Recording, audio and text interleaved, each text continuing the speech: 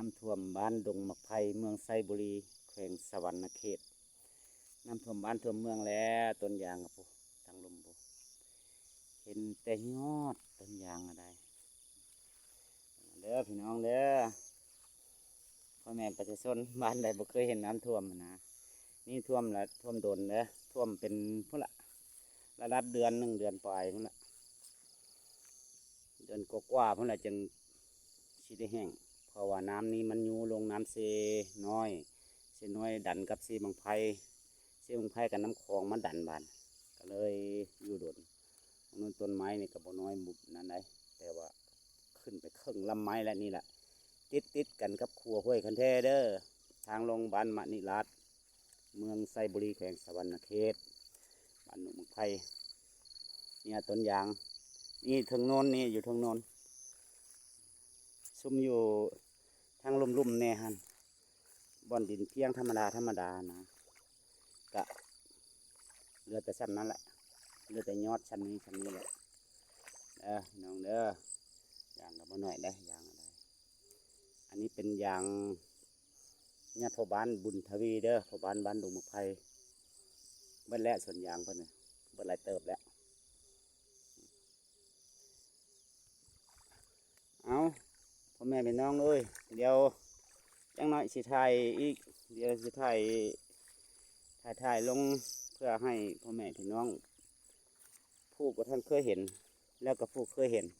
ให้เบิ่งให้แยงนำกันเอาฉันละขอบใจหลายๆเด้อพ่อแม่พี่น้องเด้อจังใดก็ช่วยกดไลค์กดแชร์ให้แน่สีดันซ่องให้มันได้ยอดวิวยอดอย่างแน่นะ แล้วก็ต่างข่าวให้พี่น้องพ่อแม่พี่น้องประชาชนผู้ที่บ่เคยเห็นเนาะเนี่ยต้นยางเห็นบ่นี่ริบบ่เลยเหลือประมาณ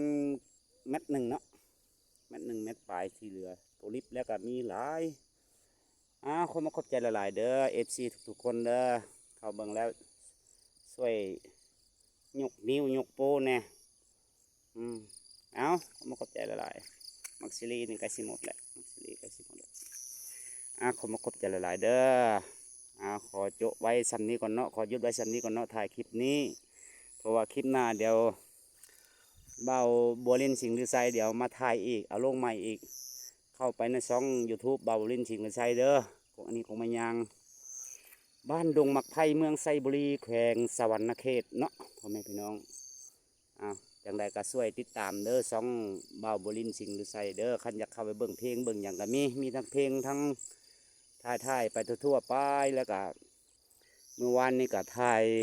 มวดนักฮ้องน้องใหม่กำลังสิเริ่มซ้อมเพลงซ้อมอย่างซื้อดนตรีซื้อแก่นมาแล้วเรียบร้อยแล้วกำลังเริ่มซ้อมอยู่ลักซี่เด้อท่าแขกอยู่ลักซี่ท่าแขกวันที่ซ้อมเพลง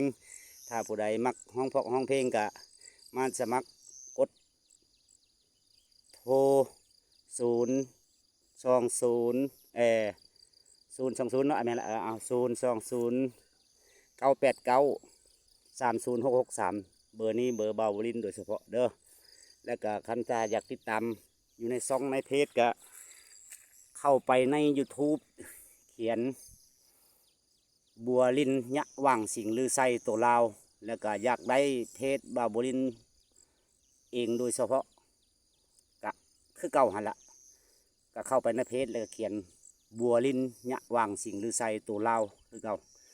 ลือเด้อลือก็ได้รอก็ได้ตัวรอก็ได้ตัวรอก็ได้เพราะมันก็ยังสิขึ้นอยู่แหละหรือว่าส่วนลายก็สิเป็นตัวรอเนาะบอลสิถึกต้องแท้นะขอจบคลิปจันนี้เนาะพี่น้องเนาะจังใดเดี๋ยวเบาลินจะหาถ่ายทำเอาลงมาให้เบิ่งใหม่ทุกคนขอขอบใจ